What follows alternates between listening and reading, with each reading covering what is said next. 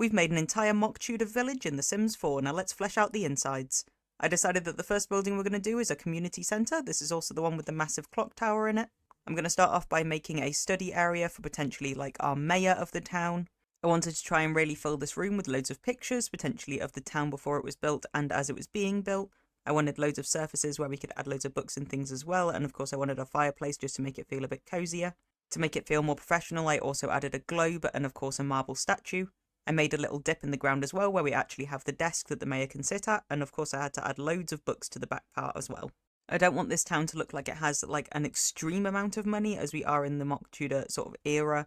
I wanted it to feel like it was still kind of rustic, so I made sure to not add really fancy modern walls or anything like that in terms of our textures.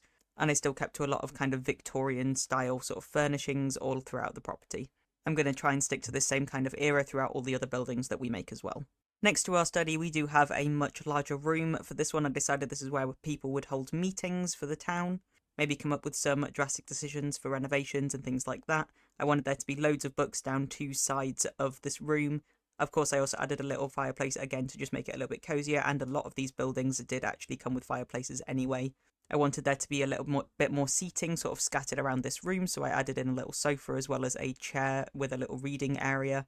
Then, of course, we also added in this very long table with loads of chairs around it for where you would actually hold the meetings. We then do have one building that is attached onto this that is on an upper level. For this one, I decided this to be a bit more of like a private meeting area where it would just be for two people to discuss more in-depth things. I wanted this to be a bit cozier. We still had the books going all the way across the side, so it matched the other rooms. But I did want there to be a slightly more grand fireplace in this one that links up with the one that's underneath it.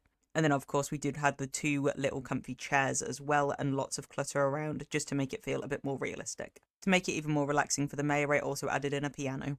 Give this video a like if you enjoyed it and be sure to subscribe so you don't miss the rest of this series where we flesh out the other buildings.